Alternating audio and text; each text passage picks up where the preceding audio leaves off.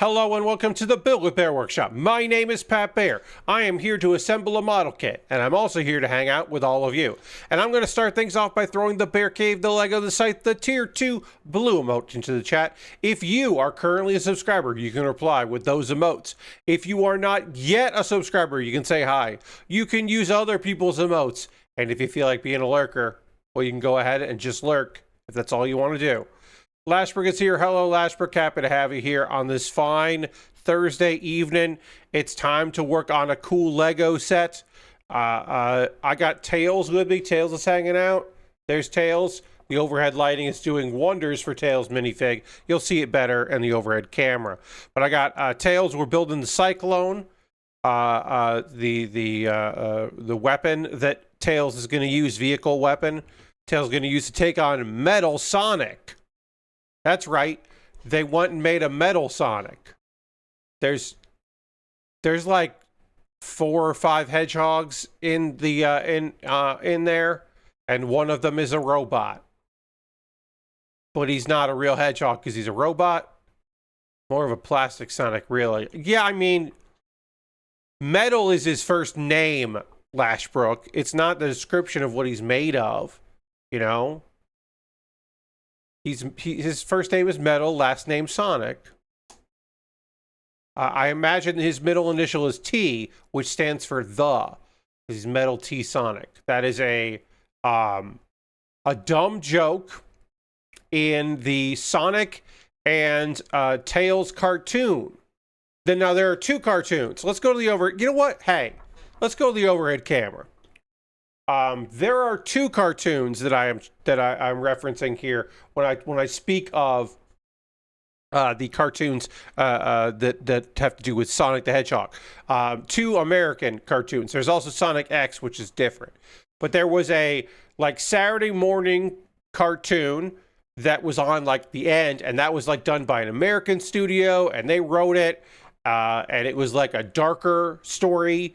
And then there was like weekday morning cartoon that the guy that did Urkel, Jaleel White, voiced Sonic and that, and he loved chili dogs. And he had in one episode he shows his driver's license, which does reveal that his middle initial is T, which stands for the. So he is Sonic the Hedgehog. The is his middle name. And that stuck with me because it's a good, dumb joke. I would say both of those shows are fun in their own ways. An idea of doing a more teen-oriented Sonic cartoon was interesting. And you ended up with some messed up stuff going on in that one. It was much more, the themes were much more adult in that one, but still very good. And then also the silly one was very silly. And it was fun.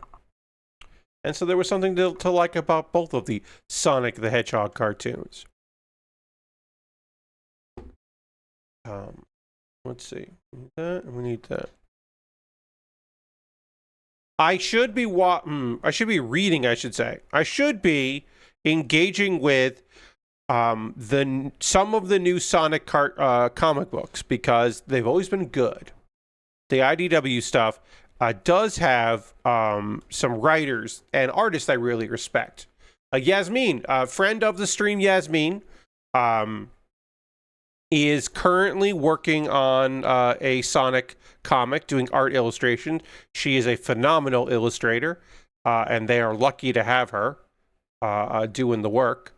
And then a couple people I know have written some stuff for some Sonic comics, which I have not read, but would like to. And that's rad that they're working on some stuff like that. It's cool as hell. Good for them. Good on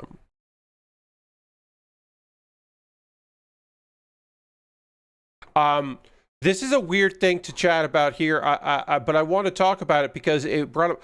I don't think on these streams, correct me if I'm wrong, Lashbrook, you may know. Have I ever talked about being an audience member for Daytime Who Wants to Be a Millionaire? The Meredith Vieira version, which was on Daytime TV, not the primetime version, the one we know in America. I don't think I have. And it came up in conversation. A friend of mine reached out, I haven't talked to in a while, and said, hey, I'm doing research for a friend and watching a lot of Daytime Millionaire, and you're on an episode. And I was like, yes, I was on an episode. Now, it doesn't sound familiar, the story of the version of the show. Okay, so at one point, Who Wants to Be a Millionaire? They started doing a daytime version that Meredith Vieira hosted. And I'll go through some of the stuff. Basically, it's the same millionaire show. It was on daytime TV in the same way that and so they would bank a bunch of episodes. They would record. They do like one recording day and be done with like the week or whatever, like the Price is Right style. I did not compete on Millionaire. I did not compete on it, but I was there for it. My good friend Sarah, shout out to Sarah, Sarah Claspel out in Los Angeles, doing her thing. She was a contestant on a Millionaire.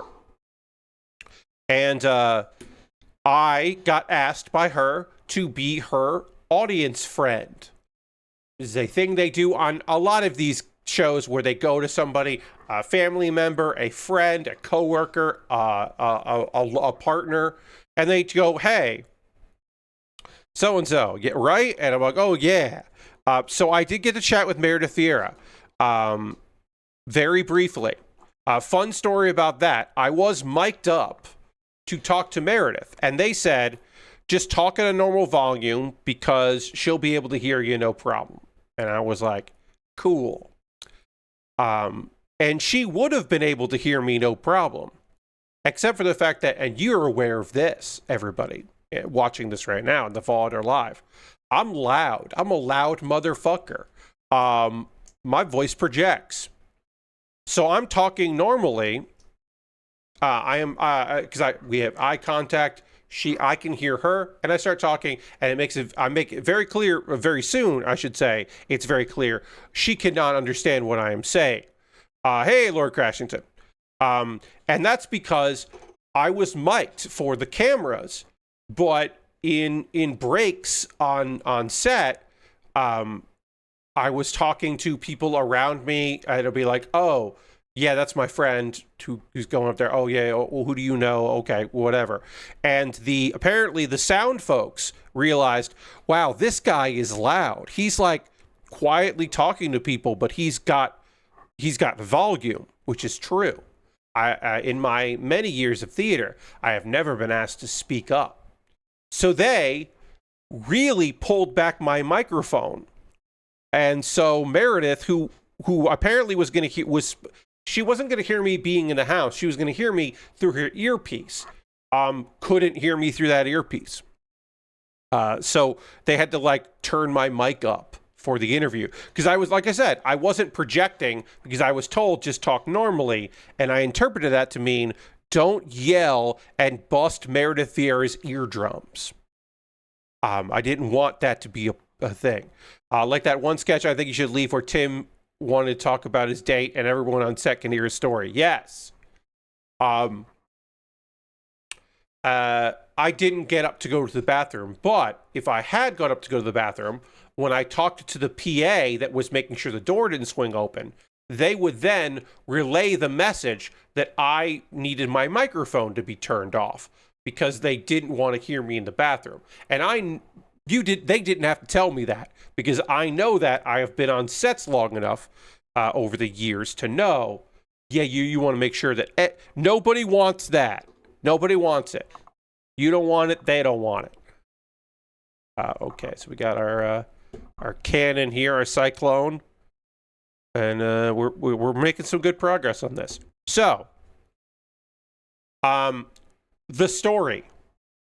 Trying to get through this again. Friend of mine's like, hey, I just saw you on Who Wants to Be a Millionaire. And I was like, yes. I was an audience member because a friend of mine competed on it. Sarah competed. She won tens of thousands of dollars. And I don't know the exact number off the top of my head. I think it was in the $30,000 range, $30,000 to $50,000. It was quite a bit of money. It helped her for many years be able to travel to and from to go to LA and New York and vice versa with her partner, who she was in a long distance relationship with. And they were able to see each other in part because of the money she made on Millionaire. Also, it was nice to say that they are married now. So, did her winning make it so that they were together long enough for that to take place? When she moved to Los Angeles, they were still dating? I can't say for sure, but it did. It definitely helped. It definitely helped a lot. So, info about the show.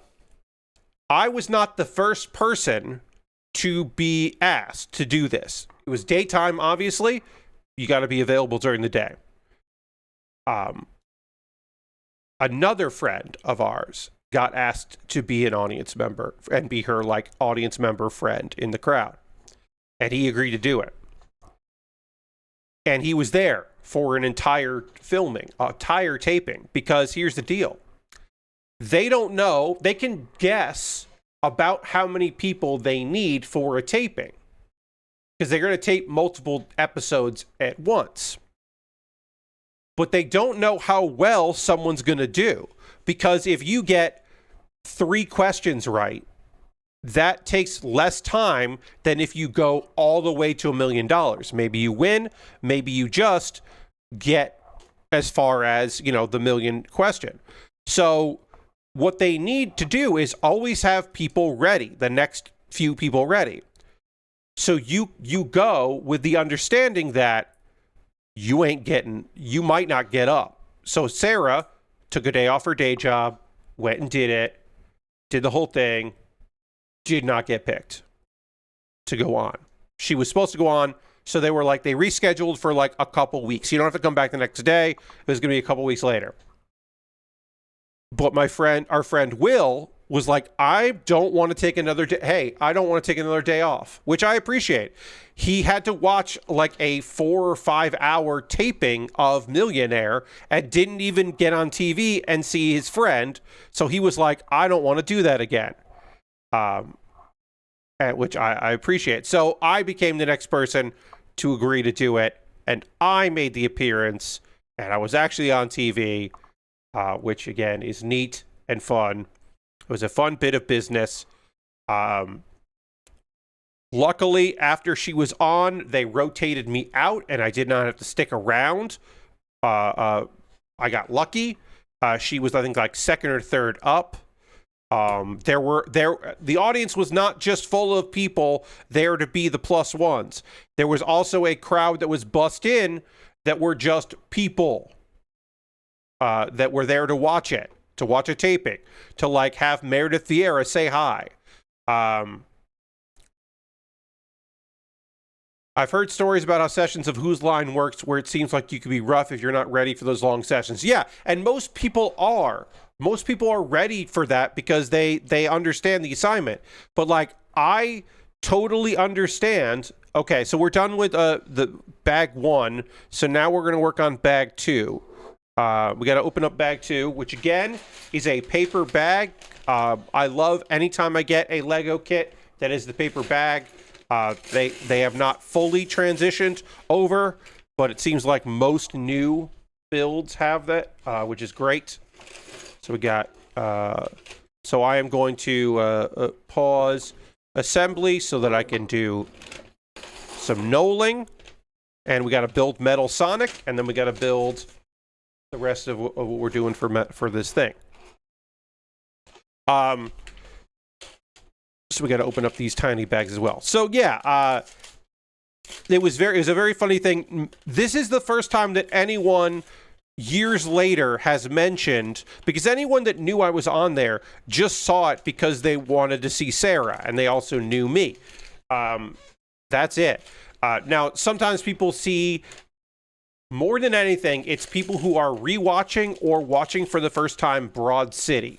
My episode of Broad City gets brought up by people who maybe saw it the first time, but they didn't know me, or they haven't seen the show and they're watching it now.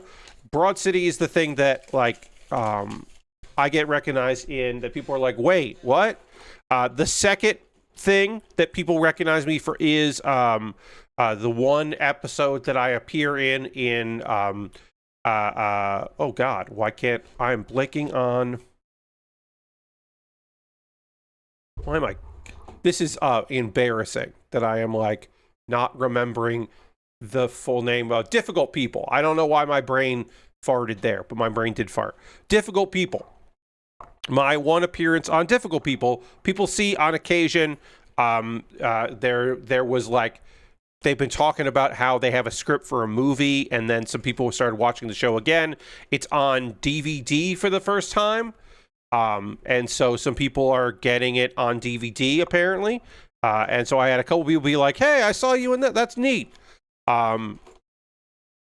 Those are the two things. There is a like made for streaming movie that I'm in, the comedy horror movie that wasn't originally released this way, but eventually was re-released and distributed by an actual production company, by Troma. And so occasionally people see me in that movie. And there's that. Once in a while, someone is going through the Chris Gethard show and comes across the wrestling episode of the Chris Gethard show and sees me. That's unbelievably rare that comes up, but occasionally that does come up. And then below that is going to be like somebody watching a very old, for no reason, watching an incredibly old College Humor sketch. Will see me in a College Humor sketch and be like, oh shit, cool. A friend of mine sent me this and you're in it. Like, yeah. So that's every once in a while. I will see a College Humor sketch that I am in again because somebody happened to notice that I'm there. But the Broad City one. But so as I said, this is the first time anyone's ever been like, hey, neat. Also in the no one ever says anything. Like this used to be in that category of no one's ever noticed it and mentioned it outside of the people that watched it when it first aired. Along those lines is also I am in the pilot episode of Fat Guy Stuck in Internet, which no one has ever no one that's ever thought of that as a hidden gem has ever also then made the connection that I'm in it. Most web series I've ever been in have never broken containment to people that don't know me. Another one, there's a short film I'm in that apparently did air at a festival, but no one I know has ever seen that short film. It never ended up online. I've never seen a cut of it, which is frustrating, but that's showbiz.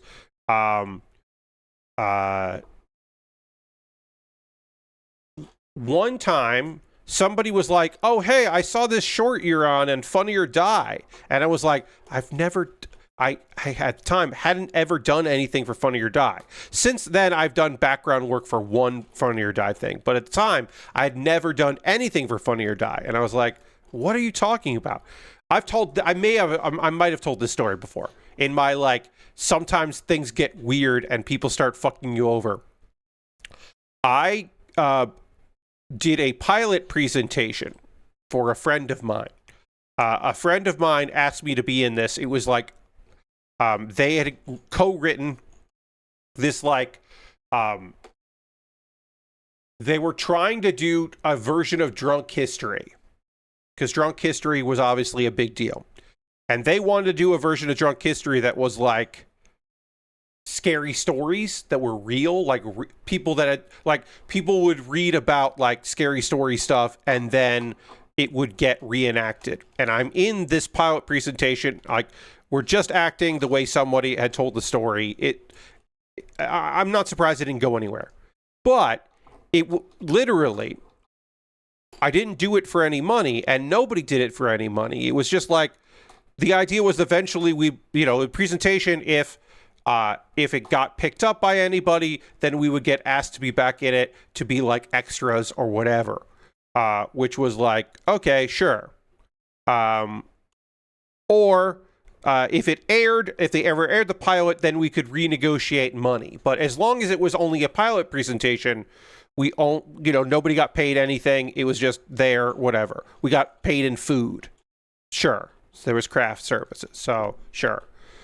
And then I didn't think of anything about it ever again until someone was like, oh yeah, you're in this Funny or Die thing. And I was like, what is this? Did somebody upload something I'm in? Is this like a thing I did for somebody else? And it turned out it was that pilot presentation. Somebody had just put it, like one of the people had just put it on Funny or Die because I guess they had run out of people to pitch it to. So they were just hoping that like it would get discovered. I don't know. I don't know why they put it there. So I did have to be like, well, I guess that's not against the contract, but like you could have told us. So I did have to share that with people I knew from it. They'd be like, hey, we're in this. That one was really weird because I was like, oh, okay. I did not expect that to end up somewhere. Yes. Hi, I'm John. Good to see you. Where they have this patent residual from the web grease. Well, that's the thing, right? Like they weren't going to make any money on Funny or Die, right? But like, a heads up is what I was surprised about. I've also talked about this before, and I won't belabor this one because if I start talking about it, I fucking get furious. So I'm not going to talk too much about it. But I've talked about before about how I did another thing. It was supposed to be a web series, pilot for a web series. They were like, so we just want to shoot the pilot. We want to get feedback. We want to like see if anybody likes it. We're gonna try to get some, like raise a little bit of capital for it, which is like, who's gonna fucking give you money for your web series? Now, the thing I want to stress is we're gonna try to raise a little capital was what they said. It was the exact phrase because it stuck with me. When people say that, generally that means angel investor, family members, whatever. What it usually doesn't mean is we're going to run an Indiegogo campaign and list the cast and put up the pilot that we shot as a proof of concept to raise money and not fucking tell anyone that was in it that that's our plan and that's what we're going to do. You shop it around a few people and try to get 10 to 20 for them. Yeah. Yes, John. Yes, you generally one of the avenues is somebody's uncle is going to be like, finance your little thing. That's what you're hoping for. Now, at no point did they say the thing that we are filming here is so that we can do an Indiegogo. They did not make the money for it. I already said, I personally said directly, I heard this from a friend. I was like, what the fuck? Because they didn't like, they said it was an honest mistake that they realized after the fact, hey, this is what they said. Hey, we're so sorry we didn't include people on this. We didn't think about it. We should have been more clear from the get-go. We assumed everybody understood what we were doing here when we said that we were trying to raise capital. That's what we meant, which is like, that's not what the fucking, what that means. And then also, if you thought you were on the up and up, you would have shared the fucking link. So we would have told our friends and family about it. But you didn't do that. You just put it up there without telling anyone. I was very fucking pissed, as were other people. That did not get the funding because people, this is a thing that I learned now. Now, obviously things are different now. But this was the thing I had learned at the time was people don't want to back a thing they think you can pay for yourself.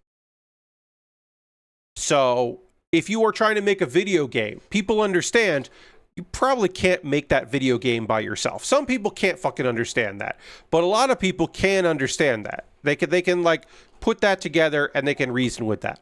But like, people made web series all the time. In the mid 2000s, people, and into the late 2000s and in the early 2010s, people just had web series. I talked about this before. Broad City did a Kickstarter, a failed Kickstarter, because they wanted to make their last episode of Broad City really spectacular. They wanted to have sets and bring in other cameras and like really make it a wild event. They didn't do that because people were like, but you already make it. Just keep making it. So they didn't care about that. Short films are also a thing that people just like don't understand how much it costs to make a short film because they've seen short films. So they're like, you can just make that though, right? So they don't want to back things like that. It's wild. But true. So like, anytime I see somebody being like, oh, we're raising money for our short film, I'm always like, good luck to that. I hope you know a few people that have a bunch of fucking money, because most people aren't going to really back that.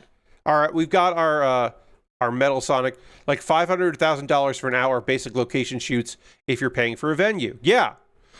Location shoots, insurance if you want to do it right. But especially if you're renting a venue, you need insurance. If you're renting cameras, you need down payments. If you're buying equipment, don't. Unless you're starting a production company. Yeah, you do need insurance. It isn't that expensive. But like, oh, here's another thing that people don't think about. If you are asking me as a favor to do your thing, and you're funding it yourself, there's a lot of leeway that I will give you there. Oh, you're asking me to like come out to New Jersey to do a thing. Okay. I'll figure out how to get there myself. I don't expect you to pay for my travel or reimburse me for travel. I expect you to pay me in food. I expect we can talk about wardrobe. I'm not expecting you to buy me clothes or reimburse me if I have to pick something up. We're going to work together, and you're going to be satisfied with what the options I have, and it'll be a thing. It's all little things where it's like, you're not paying me any money. I'm doing you this favor. Here's what we get. When you have a budget and you want me to go across state lines, then you're reimbursing me for travel. You are renting a van and picking me and having a meeting location, and we're all getting a ride, and you're going to take care of my individual costs going back, because not everyone's going back. You are going to reimburse me for my own travel or gas or whatever.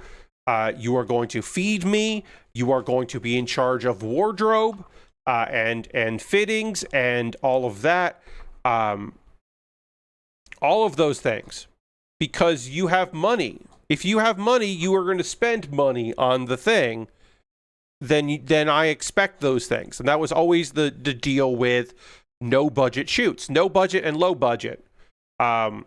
I don't even want to think about doing a shoot outside my metro area. Yeah, well, a lot of times you're going to do New Jersey because you can rent a house for cheaper. You can, if you are in New York City and you want to film something, you are going to try to do it in New Jersey because it's worth it. The price you're paying for a rent or location is far cheaper than the travel costs. It works out that way. But also then you got to get people there. And then also it might be my whole fucking day and night might be there. It's a, like if you're going to be outside the city, it's a whole thing. Other cities going to be a different story as far as location and all that. It's all of that is money. But if you're like, well, you raised $50,000 for this short film, which is not a lot of money, but like, you gotta fucking take care of me on this stuff. And then if you say, if you're making Pat travel, better spring for more than one topping and a pizza. Yeah. I mean, it is what it is. I did a shoot for an HBO pilot. This was we did a reading later. This was two friends of mine who are in the entertainment business. One of them has been on Taskmaster, if you can fucking believe it. That narrows it down to who this could be that I know that was on Taskmaster. But I did a pilot presentation that, and they filmed the pilot. We did the reading, and then they gave them the money to make the pilot. And that was... no, not Taskmaster New Zealand. I don't know anyone who was on. I mean, I kind of know the like not. I don't think that Guy Montgomery would remember me. But I have met Guy, but it's not Guy. No, Jason Mantzoukas. He and Jessica St. Clair did based on a stage show that they had been running. Did a HBO pilot presentation that got picked up for a pilot to shoot, and I was in it as a reoccurring character, which was lovely, and that was budget. It was a budget production, but it was a full-fledged pilot. Like, it was a real thing. There was it's the only project I've ever worked on where the script supervisor wasn't related to the camera person or something to that effect, wasn't dating somebody on set. But there was there was a script supervisor. There was property of HBO was written on the goddamn scripts. Like, it was, I had to sign a release to do it. And it was the first time that I had gotten paid to do something. It wasn't much, but it was good. It's very funny now because the cast of people that I was cast as one of the people in the reading group, the writers group. It was Mantzoukas' character on the show was in a group of people that got together to read each other's scripts and give feedback. And it was Chris Gethard, who's a stand-up and writer and TV host. But of course, the biggest name on that show at the time was one of the friends of the characters, was in a relationship, and Matt Walsh, the comedian, not the piece of shit. Matt Walsh was in it, and he was the biggest name. Now the biggest name is Bobby Moynihan. Bobby was one of the people, and Megan was there, and our friend Eric. And it was a nice little fun thing. You have to really dig. Yes, David, just ambiguous. Yes, Matt Walsh, comedian, not the piece of shit. Matt's fine. Matt's a good dude. It's been a long time. Eric Tenoy has some claim to fame as a writer, and his work in UCB and some of the things that he's worked on. My weird thing with Eric is that Eric, for a very long time, his roommate was Vinnie Caravella's wife's sister. So one time Vinny mentioned Eric, and I was like, what's happening? Why do you know Eric? And he's just well, when you say UCB, that's who I think of. And I'm like, what do you mean? That's been probably over a decade ago, but that was always a funny thing. I was like, the world is small, but that's just weird. Vinny knows a guy I do comedy with on occasion and was a coworker of mine. That's a weird thing. That was just a weird thing that's a true weird thing. Anyway, it's been a long time since I did any of that. I occasionally do audition for things. I send in videos. I lie and say that I am in New York often. I am not in New York often. Casting directors, if you're seeing this, I am in New York often. I'm always in New York. I happen to be in South Carolina right now, but I'm always in New York City. So it's easy for me to go in. I lie when I do those things. Yes. I often lie and say that I'm back and forth a lot, because if it was worth it, I would be there. I would figure out a way to get back there easily to do a thing if it was the right project, which is, of course, basically any project. Any project is the right project if it means I can do some cool shit. I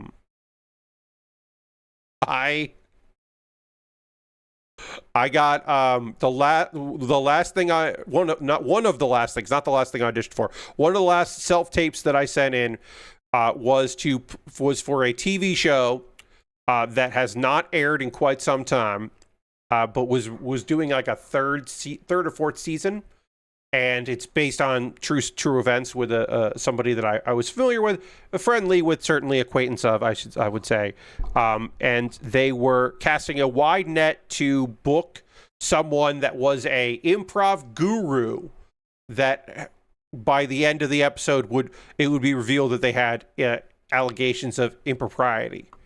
And I was like, so I auditioned for it. I did the lines. I did what I did. They asked for 2 takes. They asked for a natural take, and then they asked for a over-the-top take. And my over-the-top take was me doing an impression of someone who I will not name here, who I assumed the character was based on. And I got feedback from I didn't book it, as you can tell. I did not book it, but I did get an email from the writer of it, who I knew, and they were like, "You fucking nailed that. You nailed that impression." He's like, "You didn't get it, but you nailed the impression." And I was like, "What?" I was like, I read it. I'm like, this could look. If you're saying there's somebody in the New York comedy scene, the improv comedy scene, that was being inappropriate with students because things were not good, and by inappropriate, I generally mean just like, oh, you had this person in class like a year ago and now you're sleeping with them. Hey, that's fucked up. There's like a 10-year age gap. What are we doing here? But I knew who it was. I was like, and so I asked, did you ask them to audition? And I was told, yeah, they're probably getting the part. And they did not get the part, but they did audition for it. One last thing, because there is some gaming news stuff that I do want to hit, but there is one thing that I want to say that I think you will think is pretty funny, that I forgot to say. John, to answer your question, the drive to the nearest Amtrak would be so long it would not be worth it. If I was trying to get to New York, the easiest way for me to get to New York is plane. I would take a plane. There is no other option for me to get to New York. Because it would be like several hour drive to the nearest Amtrak. Unfortunately. Where I grew up, the nearest Amtrak was 90 minutes. Yeah, I mean, like, to me, like, depending on the distance, is like, that could be worth it. Like, but in this case, it would not be worth it. Okay, so one last thing about the HBO pilot that I was in, which was great. I really appreciated it. It was very fun. I was honored to be asked to be in it. I was grateful for the opportunity. There's 2 things. One is the character that I read for was based on me. It was a guy with a beard, glasses, wearing an anime t-shirt. And then later the character was named Matt, but in the sides they crossed off some other dialogue, and I read that other dialogue, and the character's name was named Pat. And so I was auditioning to play a character based on me. So I was like, oh, okay, I just have to nail it, and I'll get that, right? Like, I just have to go in and not fuck this up, and then I'll play a character based on me that was written clearly for me. So I go in, and I read, and it goes fine. I show up in an anime t-shirt that I wear all the time, and the casting director laughs. And then I do my reading, and then they're like, okay. He's like, yeah, it's like, I hope to hear from you, and blah, blah, blah. And then later they're like, when you came in with the shirt, they were like, oh yeah, all right, well, he's going to get this. Which was like, yeah, I figured I was. So I got a part that was written for me, based on me, with a character whose name was eventually my name. They named it Pat. There was another character on that show that was Jason Mantzoukas' character's best friend, and his name was Falcon. And he was based on a person who is a character named Jesse Falcon. Jesse Falcon auditioned for the role of Falcon and didn't get it. They went with someone else. And then it became this weird thing where there was another TV show where they wrote a character named Falcon that Jesse auditioned for that he also didn't get. I think it happened like 3 times. He ended up being on Children's Hospital as another character, but there was a character on Children's Hospital named Falcon that Jesse didn't book. And that has always stuck with me because it's fucking hilarious. They named that character goddamn Falcon, and then Jesse didn't book it. Very different. I don't know if he's still at Disney, but Falcon. If Falcon's still at Disney, that's good on him. But I don't know if he is. But he was pretty high up in Disney. He started in Toy Biz, and then Toy Biz bought Marvel, so he became a Marvel guy. And then Disney bought Marvel, and he became a Disney guy, which is very strange. All right, that's enough storytelling here. I think I've got a few small things, a couple small things here.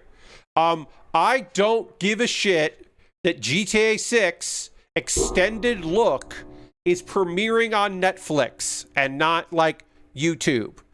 Apparently, I'm supposed to be mad that they're gatekeeping and putting this trailer behind a paywall, which is, again, this Extended Look. It's just a commercial for a video game. And also, it'll be on the fucking internet within minutes. If you think that stuff that goes on Netflix stays only on Netflix and doesn't up anywhere else, 1, they'll also put it other places. And 2, it's gonna be on YouTube, on their official YouTube channel, 6 hours later.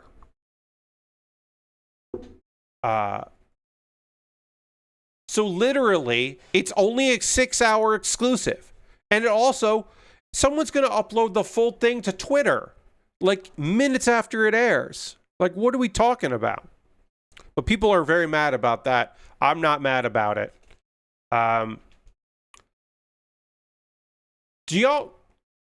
Here's a question, because I'm an old man, and some of y'all are not old. Some of y'all are not old, so you might not know this. So I feel like I should, like, try to make sure to see if y'all know. I gotta see. It's gotta go like that. Okay. Do y'all know that the GTA 4 trailer, how it was not on YouTube and it was crashing websites? It was crashing. People wanted to see it so bad that it was crashing sites. And then somebody was like, oh, I downloaded it. And they were on 4chan and they were like, here's the link to it. And it was a link to Rick Astley. And that's Rickrolling. Now, Rickrolling had happened to other people before. There was a thing where you would send a link and in AOL Instant Messenger. I got Rickrolled on AOL Instant Messenger. But that was the biggest thing, was people were telling their friends, oh, hey, the GTA 4 trailer is on 4chan, and sending the link to that. And then it would send a link, so they were Rickrolling, and it became this whole thing. And that's like how Rickrolling became as popularized as it was that. But also, all that being said, you don't have to worry about it. I wish it was Rickrolls I was getting on AIM, says Lashbrook. Well, yeah, I was getting links to shit that was fucking Rickrolling. I got rickrolled by the director of Weird, the Weird Al fake biopic. Eric Appel rickrolled me. A true story. That is a true fact. Goddamn, Eric got me.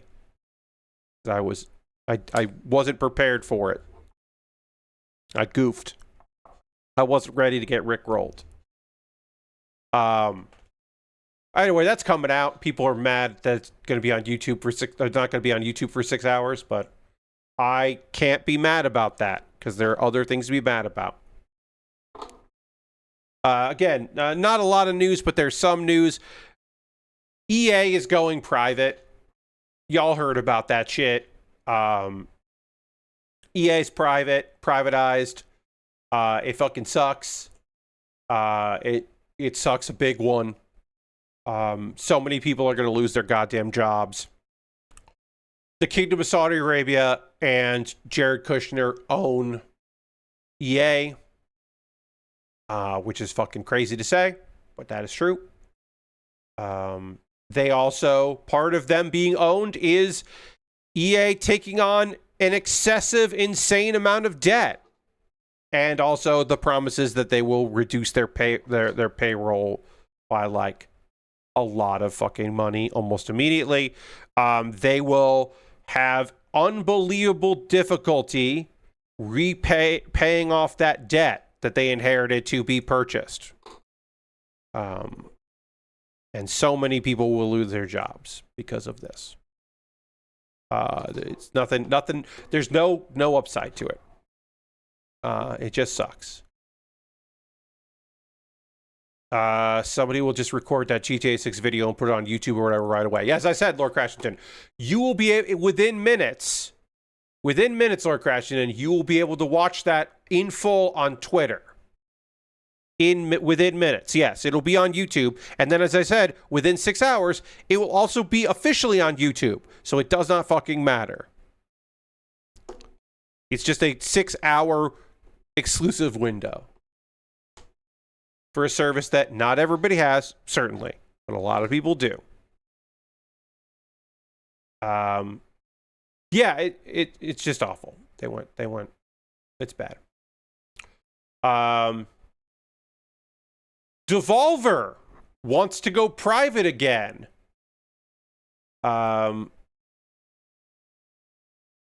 Because they recognize, not because they're going to be bought out. They just recognize that, like, it's dumb. Being a publicly traded company is dumb. And it will be difficult for them to continue to be a company like that.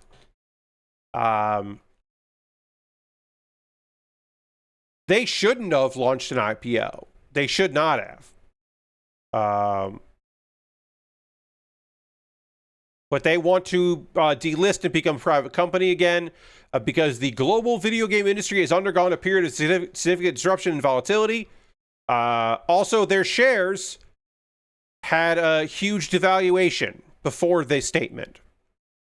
But they want to get delisted from the UK stock exchange and give their shareholders a bunch of money, which is more money than they would probably get if they just continued pushing along.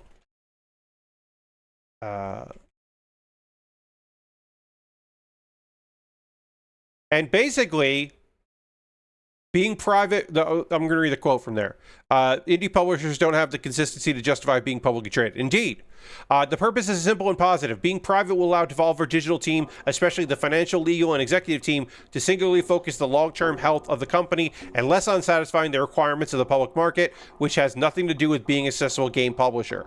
And that's what it is, right? I mean, it's just the simple truth is, hey, if the thing we're trying to do, like, we're trying to make video games that sell and people like, so they will buy more video games from us. That has nothing to do with shareholder growth, like value growth for shareholders. And I would say they should not have ever gone public, but at least they're recognizing, oh, hey, we should probably fucking figure this shit out because we are really fucking this up. But that was just very funny because it was like, oh yeah, all right. And basically they're like, we're going to save a bunch of money if we do this. But also, you can understand that Fall Guys made them so much fucking money because they published Fall Guys. And then Mediatronic got bought by Epic a year later, but they made so much fucking money publishing that game that they were like, all right, let's go for it. So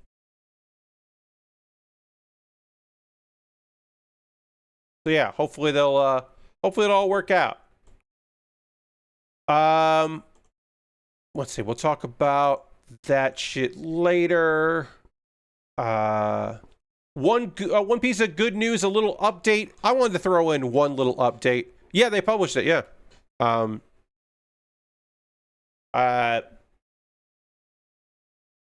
166,000, almost $167,000 has been raised so far, minus fees, of course, via the Game Industry Hardship Fund bundle at itch that Necrosoft started up. I'll leave the link in here if you're unaware. They have raised, by selling things for, again, $10, people pay more than that. They said the average is $14. Right now, $167,000 is a ton of money to go to support the Game Industry Hardship Fund, which is the people that are in the games industry that have been laid off can put in a request for funds to cover necessities, basic life stuff, to help them out in the time of need. It's worth checking out. Some really good games, a bunch of nonsense stuff, like Drywall Eating Simulator normally goes for $10. So if you wanted to buy that game, you buy that. I'm sorry, no, that's just the buy it price. Yeah, the buy it price right now is if you buy the bundle, you get the game. That is apparently a comedy game that I've never heard of, but seems fun. Bunch of stuff going on in there. If you want to jump in on that, you can. And then a bunch of contractors at Halo Studios got their contracts ended. They were eliminated. The roles were eliminated after the shipping of Halo Campaign Evolved. These are apparently people, some of these people at least are people that are long-term, have been with the company as a contractor, and so we don't know the exact number. We just know those roles have been removed. Work on a game, get laid off. That comes out, work on a game that doesn't come out, get laid off. Work on a success, get laid off. Work on a failure, get laid off. Work on a video game, get laid off. It's unfortunately there's just layoffs. There are just layoffs. Just an insane amount of layoffs. If they could have, they would have timed their contracts to end right at launch. Certainly. But they couldn't do that, so they had to just get in there.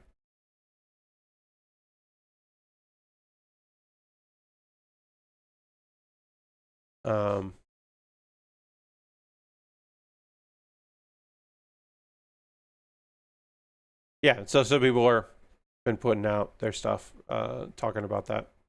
It's rough. It's rough out there. I don't have a positive spin on that. I don't have a nice way to put what that is. It just fucking sucks. Just rough out there. And of course, my condolences go out to people affected by these things. It's a real fucking bummer. We'll talk about what I've been playing and stuff later and hear about what y'all have been up to later. We will take a pause for the cause. I'll talk about ways you can support the channel and all of that. Then we'll come back. We'll finish up this Lego set. We'll talk about the next thing I'm going to build. I don't know if I'm going to start it tonight, but at the very least, we'll talk about the next thing. We will finish this Lego set. I don't think it would take long enough that we can't finish it. So I'll stay late if I need to. But we'll wrap this thing up so then I can then start talking about the next thing, which I described it as something that could be terrible. This thing that I have could have been a waste of fucking money, but it'll be interesting to see how it turns out. I mentioned it. My $10 patrons know it's a papercraft project. We'll see how it fucking goes. We'll see how it does. But we'll come back to that in a second. All right, but first, a pause for the cause. Hello. The pause for the cause is my opportunity to talk to you about ways you can support the channel and what I do here. Everything I'm about to talk to you about is optional. You don't have to do any of these things. But if you would like to help me out financially, you're more than welcome to, and I'm going to give you some opportunities to do that. First and foremost, I'm going to throw the Bear Cave, the Lego, the Scythe, the Tier 2 Blue emote in the chat. Being a subscriber is the easiest way to support what I do here through Cash Money or your Prime Gaming token. If you have Amazon Prime, you can link it with your Twitch. You get a token you can use for anybody. If you want to use that token on me, that would be great. Cash Money, always appreciated. Bits and coins, always appreciated. Cheering is always a thing you can do. You could gift a sub. You could be the first person on the gift sub leaderboard. I currently have hit my my goal, but eventually that will run out as gift subs expire, and then I will need to hit my goal again. But right now I'm good, so I don't have to talk about numbers. I will say, supporting me here on Twitch, again, optional, not demanding anything, of course, is the easiest way to support me because you're already here. Now, if you want to know where your money goes the most, it's Patreon. I get a better cut of Patreon than I do of Twitch, but it's easier to be on Twitch, so I understand that. You don't see ads, and that's nice for people. Patreon, I have a $1, $3, $5, and $10 tier. There are different rewards for the different tiers. Consider joining me on Patreon. I am going to slightly revamp my Patreon starting in August. Everything will be the same, except there'll be one slight change. The money won't have to change. People won't have to raise levels, nothing like that. I'm just going to change a reward a little bit, and I'll talk more about that as I figure out exactly how to do it. And also, it's an excuse for me to reshoot the video that advertises my Patreon, because I haven't done that in a while. But anyway, my $10 patrons voted on the thing I'm about to start, the project I'm about to start. My $3, $5, and $10 patrons tomorrow, they will get a poll about what I do next Tuesday, because the second Tuesday of every month is Patreon's choice. So they'll have a few options of games that I can play that they might want to see me check out or play or revisit, depending. Let's see. I have a YouTube channel at youtube.com/PatBear. Over on my YouTube channel, you can, of course, subscribe for free. And if you'd like to become a member, that's just $2 a month. And for that $2, you will get my Wednesday videos on Tuesday. So you get to see them a day early. So the video that most people saw yesterday, you would have seen on Tuesday. You'd be ahead. Me talking about some anime, which, again, I'll talk about that video in a moment. Those are all monthly ways to support me. If you just like to throw something in the tip jar, just like, whatever, you can do that to my Ko-Fi or my PayPal, and everything I make through direct donations like that. Through YouTube, which includes AdSense. So if you watch my videos, you are also financially supporting the channel. Through my Patreon and through my Twitch, all goes into a fund, and from that fund, I pull money out to buy model kits and Lego sets. I bought this thing. I was very happy to pick this up. The next thing I'm going to work on, I was able to take a chance on something that might blow up in my face, but I was able to do that because of your generosity. Past you, excuse me, sorry. Terrible of me. Past you is helping out present me. If you want to help out future me, you can support me in any of those ways. Now, I do have a way for you to buy something for me to build. Obviously optional. You don't have to worry about that. But if you want to buy something, you could always go to my Amazon wish list. I've got model kits and Lego sets, inexpensive things, expensive things, things that go on sale all the time, things that are never on sale. We start off on my list with a couple of Lego cars that are from movies. and comic books. That's fun. But I've got model kits, like expensive model kits, inexpensive model kits, all kinds of different things and things. Some gear. If you just want to buy, like, hey, Pat, I'm going to buy you a poor type Gundam marker because I want to see how that looks on some Gundams. And I'll be like, oh, I'll check that out and see. I don't know. All kinds of different things and things. If you see something on that wish list you'd love to see me put together, you can always purchase it and it'll come to me in the mail, jump the queue, and be the next thing I work on. When it's time to start a new thing, I'll build the thing that you bought. Because why not? At least I could do. And there's also a video that I'll make about everything in my unboxing video where I give you a shout out for supporting me financially. Okay, get that. I got through all of that. My alternative to Amazon, because it's nice to have alternatives, is I have a wish list on Throne. You can buy stuff on there and support me that way if you wanted to. And if you want to support me financially and it has to be convoluted and complicated, here's how you do it. You go to USA Gundam Store. You buy a gift card there. They will send you an email with a gift card code. And then you can send me a whisper on Twitch or a private message on Blue Sky or Mastodon with that gift card code. And then I will use that gift card code to buy something from USA Gundam Store. And if you want to support me, but you don't want to spend any money, join my Discord. Love to have you in the Discord. It's a cool little place. This is my reminder, folks, if you're working on anything and you want to share that in the Discord, I would love to see it in the building photos section. Be nice. Couple video links for you to check out. The most recent episode of Pat Baer's Anime Club is me. Wait. Yes. It's sorry. I was like confused for a second. I was like, which is the most recent episode of Pat Baer's Anime Club? It's this one. The most recent episode of Pat Baer's Anime Club, which I put up on Monday, is me recommending some anime from this season. I will talk in this very video about one of those 4 shows that I recommended. If you're looking for some stuff to check out, you can watch that. You can watch this video, and hopefully I'll recommend something that you're stoked about. And you're like, oh, hell yeah, Pat, thank you. Or you'll watch me talk about a thing, and you'll confirm yourself, I didn't want to watch that. Good, okay. And then Kuma Baer is my weekly anime recommendation series. I have a new theme every month, and I make a YouTube short where I talk about something that I'm excited about.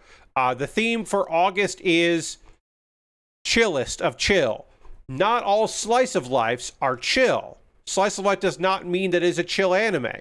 And not all chill anime are slice of life. But these are slice of life shows that are very chill and very relaxed and will hopefully lift your spirits and the definition of a cozy anime. And so the first one I recommended this month is How to Keep a Mummy. That's How to Keep a Mummy. And it is the story of a guy who's living alone. He goes to school. He has some friends, but he's not like super close with anyone. And one day his dad, who is working overseas, sends him a package. And that package contains a tiny mummy who is alive. Tiny little mummy that our main character now has to take care of. And that opens the world to fantastical creatures that end up finding friendship with the mummy. And then also he makes friends with the people that are taking care of them. There is some catharsis. There is a lot of growth. There is some good feelings.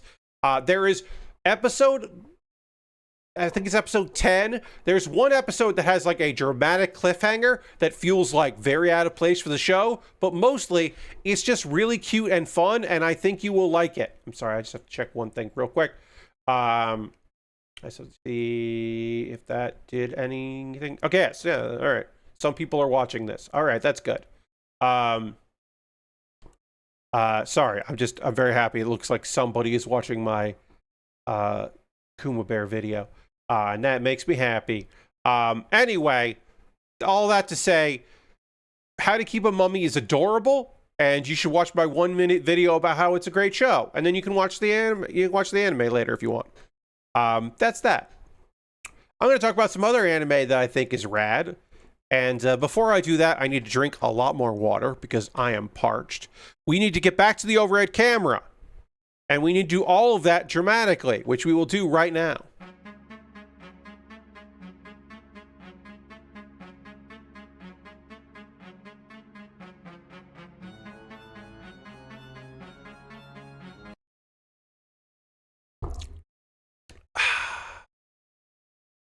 All right. Let's talk about my Saint videos. We got 2 anime that are about Saintesses. The Oblivious Saint Can't Contain Her Power, and the Forsaken Saintess and her Foodie Roadtrip in Another World. The first one, we just learned in the last episode, that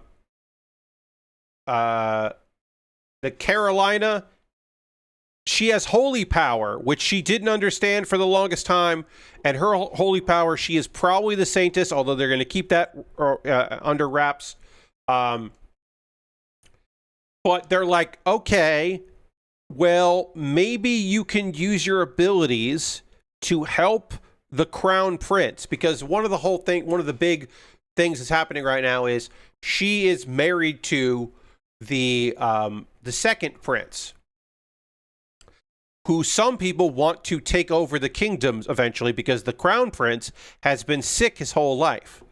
And they're like, well, maybe, once she starts understanding her powers, she can help him. And so she does try to heal Gilbert enough that he can go to this event, because that is going to at least make people go like, oh, all right, well, he's getting better, and like quell some of the rumors and various damages that have befallen everybody because people are like pissed about this.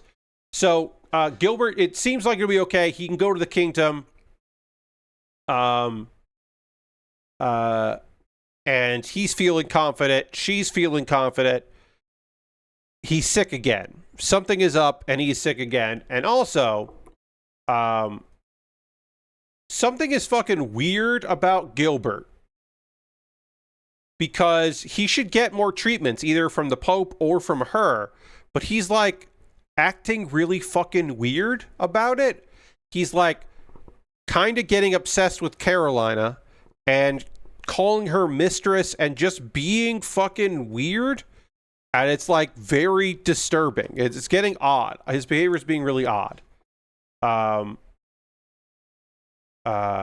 then also, because he's delaying treatment, they have to spend more time together. And now people think that there's an affair going on. Like, there are bad rumors and it's getting out of hand.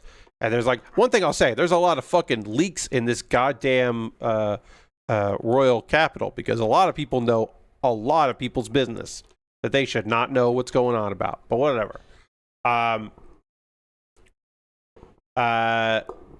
they're also like, Edward, Prince Edward, you gotta fucking step up and like really tell Carolina like how you feel about her, and like this is gonna be like, this is not just a marriage of convenience. You gotta fucking talk to her, because it is meant to be a marriage of convenience, but it also is like he's got feelings. He caught feelings.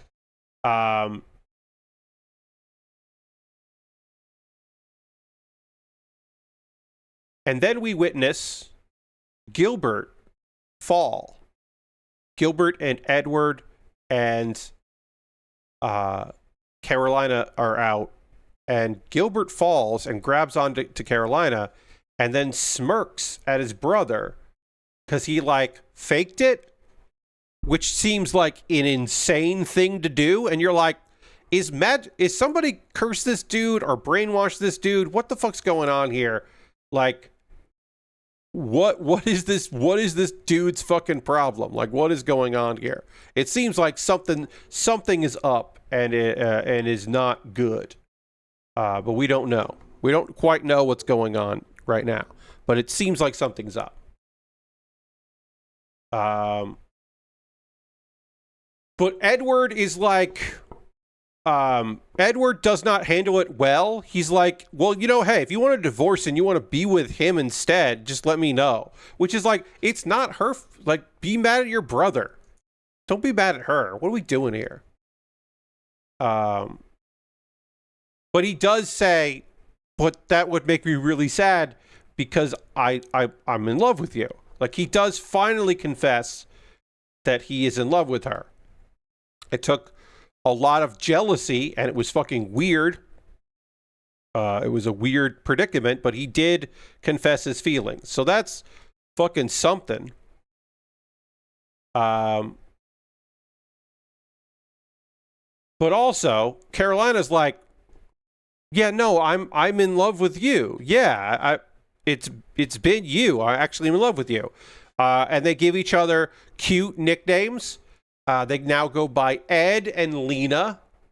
So Carolina and Ed are together. And then we find out, yeah, Gilbert has been pretending to be sick since he got cured because he fell in love with Carolina, who cured him, which is, shitty, but like kind of understandable and kind of fucking typical. So he fell in love with her. So he has been pretending to relapse in an attempt to spend more time with her so that he could woo her, which is fucked up, man. That's some fucked up shit. But the friend, the cohort, Theodore, is like, well, it sucks, but it did force you to like say your feelings, so there's like somewhat of a silver lining, but it is fucked up. And then Gilbert later apologizes to the Crown Prince and then also admits his feelings for her, which is like, hey, dude, fucking get over yourself. Come on. And then, of course, Carolina rejects him, just straight up. And Edward decides, all right, well, he's going to move past this and forgive him, which is big of him. Because Gilbert, like they, at the end of the day, he still wants Gilbert to become the next king. He doesn't want to be the king. And then we remember that all of this, everything in here, is because of Carolina being told that she had to take the place of her sister and go and bury this guy. Meanwhile, her sister was never the Saintess. It was always Carolina, because she has divinity. And the Pope Jonathan, who is crooked, is convincing the Crown Prince and the King that Flora failed to become a Saintess, and it's actually Carolina's fault because of her divinity leaving, and they need to get her back. They need to do whatever they can to get her back, which, of course, they sent her to the other kingdom, and she's now married to royalty there. I don't know how they think they're going to fucking do that. I don't think that's going to work out, my guys. Y'all don't seem to understand what you have done. So there's that. That's the episode. I thought there was some really fun stuff here. Figuring out what was going on there. It feels a little. This series does feel rushed. I think it's solid. I have not read this manga. I think I maybe read like the first 2 chapters or something. So I'm not sure where exactly everything's going, but it does feel. I would describe everything that happens in this as like pretty rushed. But they're trying to get through the first arc in 1 season. I don't think this is going to get another season. So stuff's happening. It's moving. It's halfway through the show. All right, and this goes in like this. And then the Forsaken Saintess enter Foodie Roadtrip in another world. If you haven't been watching this one, our girl got summoned, which they assumed was accidental, but no, it was the other person who got summoned was accidental, but she gets kicked out. She's got cool support powers, which include having an RV. She's got like a amazing camper that she can just have whenever she wants it. Which is cool as hell. That's fully stocked and can be invisible and all this stuff. She met a party and she's been hired to be like their cook and assistant for stuff. In this very end of this very last episode, they met a little flying cat friend, a little winged cat companion, that likes Rin's vibe and now is going to travel with Rin. So now there's a cool animal companion named Gomomiso, which is very cute. And most of this show, if you have not been watching, most of the show is just an excuse to lavish over incredible anime meals. And it all looks phenomenal. Every part of this goddamn thing looks incredible. It's all real good stuff. Good looking food.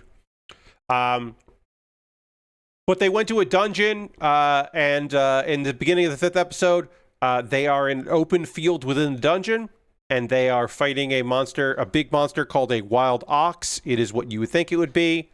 They defeat it, and then Rin uses the wild ox meat to cook a meal. We learn a bit more about some of the other characters, like Arya, who is the wizard. In the last episode, she had vegetables for the first time. She's just never eaten vegetables. We learn a bit more about the elf, who's part of the party, and what it means to be an elf in this context of the show. So we get a little bit of that. Let's see. Elves apparently eat raw meat, and it's been fine for elves, but she's like, we're probably not going to do that here. That can be dangerous. Let's see. They got more food supplies. They find out that this dungeon has animals that are similar to the fire bear. And they think that the field that they're in, which is inside a dungeon, is an illusion. That this all might be an illusion, and none of it might be real, and they might be lost. Rin accidentally springs a trap, and so now a bunch of automatons show up. So we got some magic mechs to fight. So the Rin and the little cat friend jump inside of the RV while everybody else has to fight the automatons, which they defeat. And they thought that maybe Rin was like going to be traumatized or scared or gotten hurt, but she's fine. Everything's okay. We've got some extra Lego pieces here, including an extra emerald, Chaos Emerald. But we got a few extra pieces here. This thing is a launcher. I can shoot a thing, and it falls to my feet. We'll talk about this thing in a moment. Okay, so this can go like this. If you want to use the wheels, it can go like that, and glide around on wheels, which is stupid in a way that I like.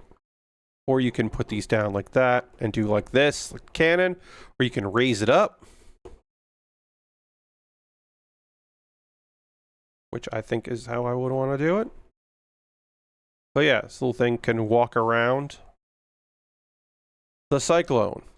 And then all right, we'll talk about some other stuff here in a moment. Let me just finish talking about this episode, and then we'll like wrap up this Lego set, this cool little Lego set.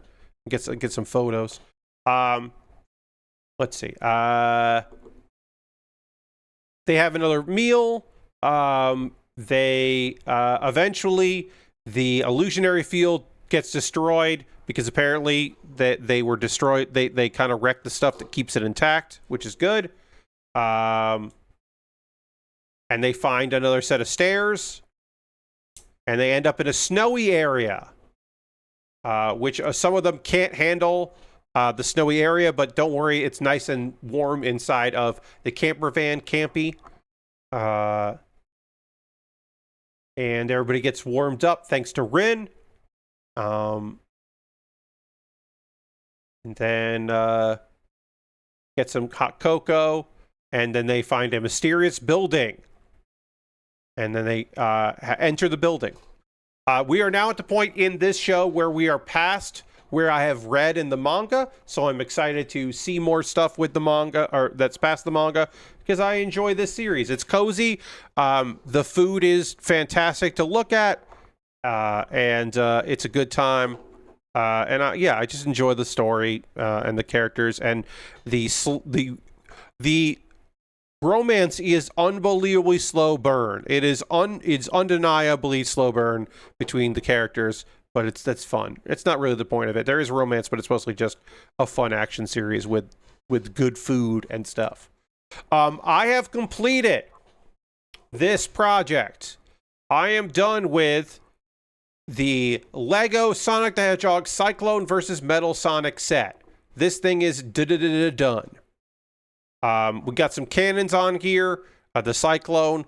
We got our Metal Sonic, who is like with power-up punches, versus Tails, who is got an angry or a smirk on his face, and he's ready to shoot the big weapon here.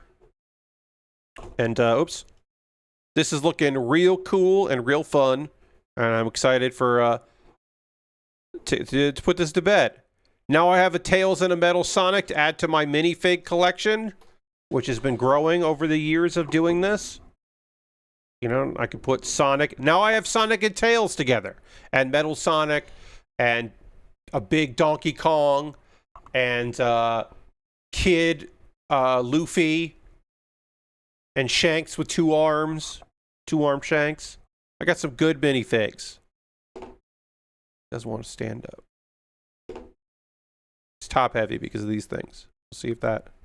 Or his head is also heavy. Alright, I'll show this off in a second. Let me get a photo of this thing.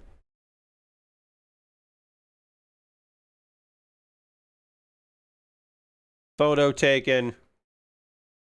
I'll show you all the angles. This thing moves around, which is cool. The rocket launcher here moves a lot, which is neat. This also moves. This doesn't move, the turbine. None of this moves. I showed before that the legs, you can, we got the wheels, so you can put these up and then roll around on some wheels, which is silly, but that's neat.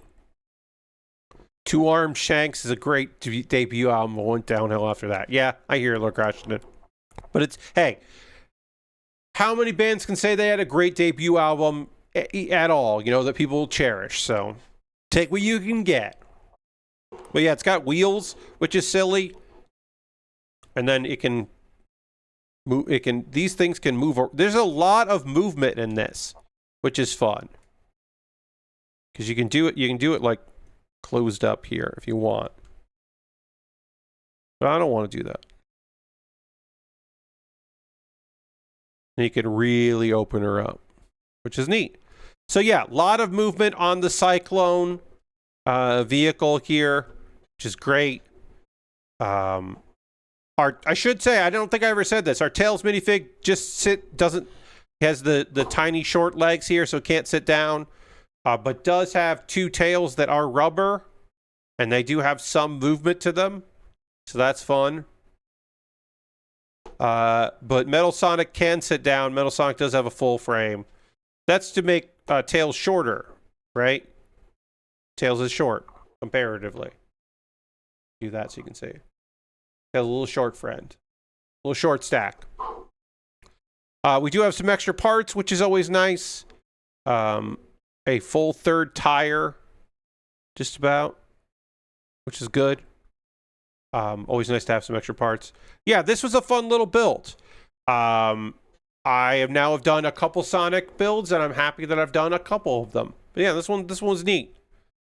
I'll try to find another one to put on the wish list, because I'm happy to build these when I can. I did purchase this. It was on sale, and I was like, you know what? I do want to build it. So we're not going to actually start the next build thing, but I'll talk about it. Let me get this out of here. And I'll show you what this is, and then I will start.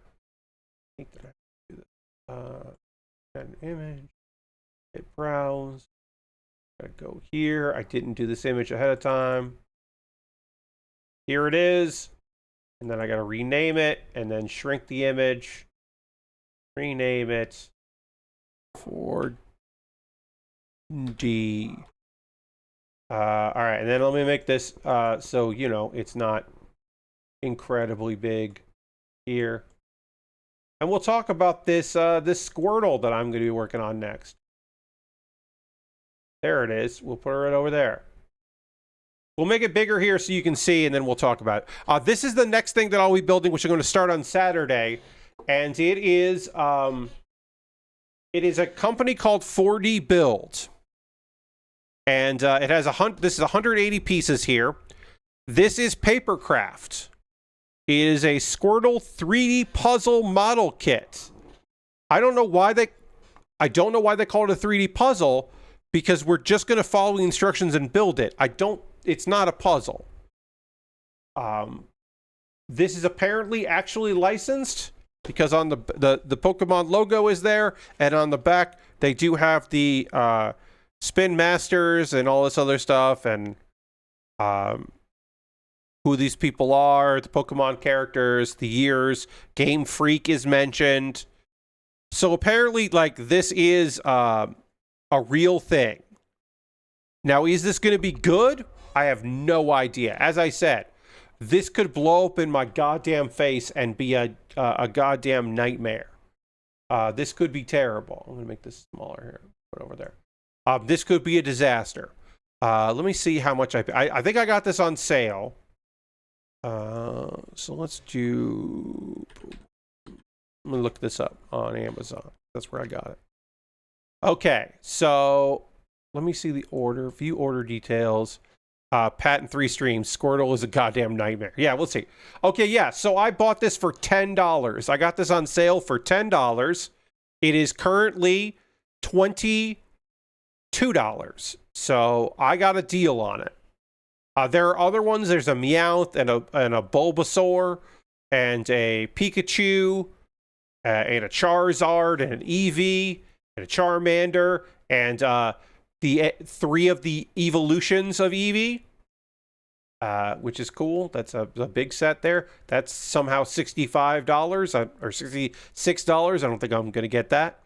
But like, I don't know. Maybe I'll get Bulbasaur and Charmander if I like Squirtle. So I don't know how this is going to work out. We're going to see. It was $10. $10 feels like an easy thing, like, to say, yeah, we'll see. So they come out here. There is instruction manual, of course, which is which seems fine. Not a lot of direction here. Oh, it did come with this, the punch tool. We'll talk more about that later. We do have the 4D punch tool. But yeah, they're like, okay, take these and put them together, and then turn this, and we're going to build in 3 dimensions. One thing I will say, I have no idea the quality of any of this, but it says it right here, and a thing that I think is awesome. There are no more pieces left on sheet G, as you can see there. That's awesome. I will know immediately if I fucked up if I get to step 4 and I have more pieces of G after G11 and G15 get put on.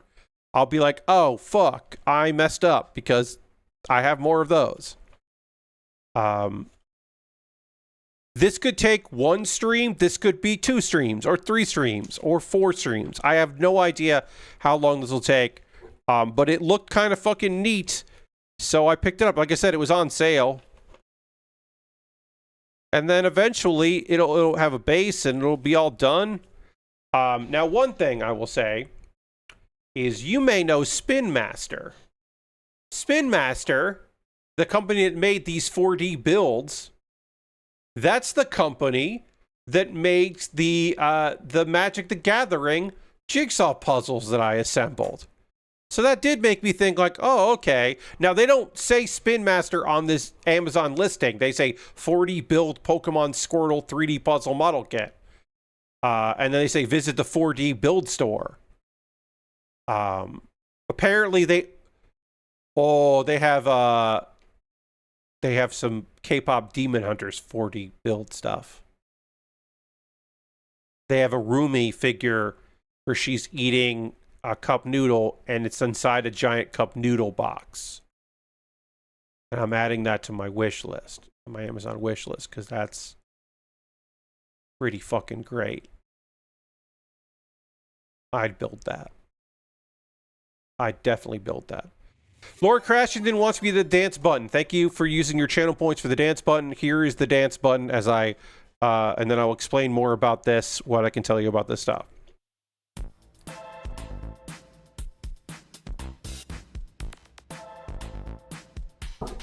Thank you for using your channel points for the dance button. Here's the dance button.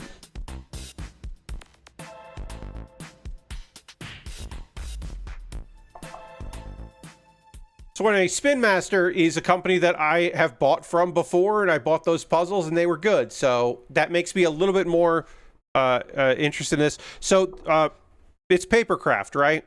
The way this works here is that it does say it's this is A, and it has a bunch of pieces here.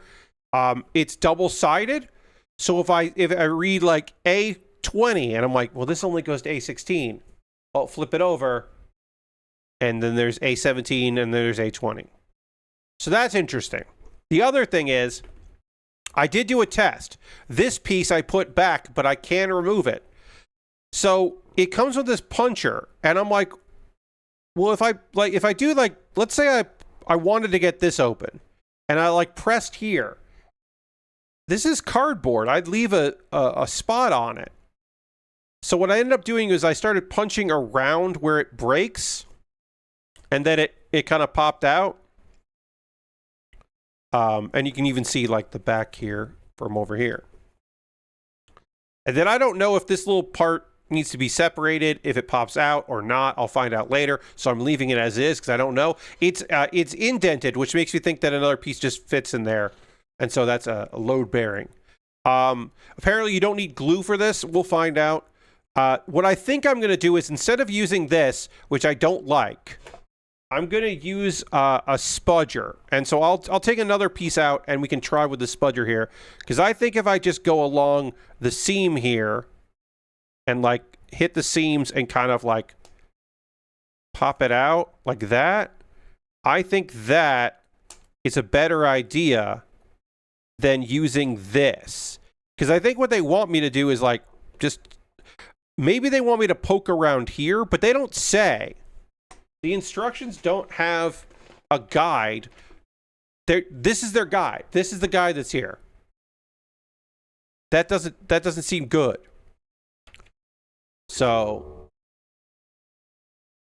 like, and they're double-sided. So, like, because I thought maybe like, oh, you hit the back and like push it out. Like, no, you can't do that. So, like, the big piece you can kind of just rock out with your thumb. And I'm like, maybe I should do that and just kind of use my thumb. But I'm going to use a spudger, because I think the spudger, if I go along like the indent spots here, then I can kind of see what it needs without bending anything. Because I don't want to like bend stuff and mess it up. But I can kind of like get it there and then like kind of pop it out like that, I think. Yeah, because I don't want to damage these pieces. But then, like, I can kind of just, like, go in along here and then kind of wedge it out. I think that's what I should do. I don't know. We're going to learn on this one. But, like, if the corner kind of bends a little bit, I can fudge with it. If I really mess up a piece, I can always glue it. I'll have, instead of liquid cement, that wouldn't work on this, I'll get real glue. Just like Elmer's. I have Elmer's glue. Hot glue gun would also work if I'm really like damaging something. And I don't know. I thought this would be a fun experiment. Like I said, I got this on sale. This cost me $10. I think $10 is the perfect like way to figure out if this is even going to work and makes any sense. Like, I don't know. For $10, I'm like, I can fail. Got to remember they're all double-sided. Got H with H here, so... Yeah, I don't know. I don't know how long this is going to take. I don't know how detailed this is going to be. I don't know how frustrating this is going to be. But I like that the last 2 years I've been trying some stuff that I have not tried before, like doing all of the Magic the Gathering jigsaw puzzles has been really fun, and I really like doing that. The other thing that I've really liked doing was getting the bootleg kit. That was really fun to just try that out. Getting the third-party kit that I built, that was fantastic. That was a great little, like not third party, like that wasn't a third party, I should say. That was an original kit from a company, like a smaller company. That was like a nice thing to try out. It's neat to try some stuff, and I've been happy to do that, and I'm glad folks have been along for the ride for that. But I have no idea. I have no idea how this 4D thing is going to go. But again, supposedly no tools required, no glue required. So we'll see. Yeah, I don't know. I thought this would be a nice change of pace.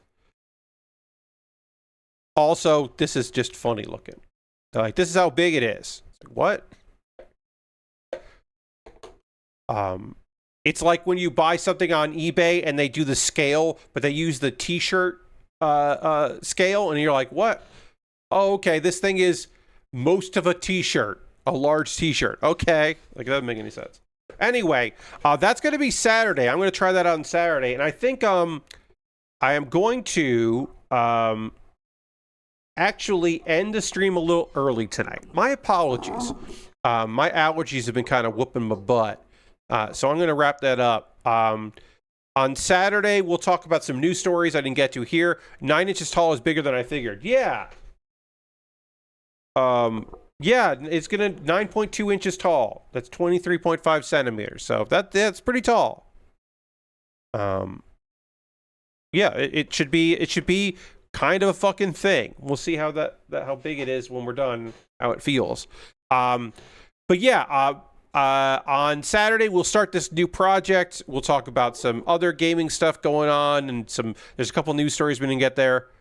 They show its size by referencing it popping out of a human chest. Monsters. Yes. And pocket monsters, in fact. Also high dirty. Yeah, and we'll talk about gaming and stuff.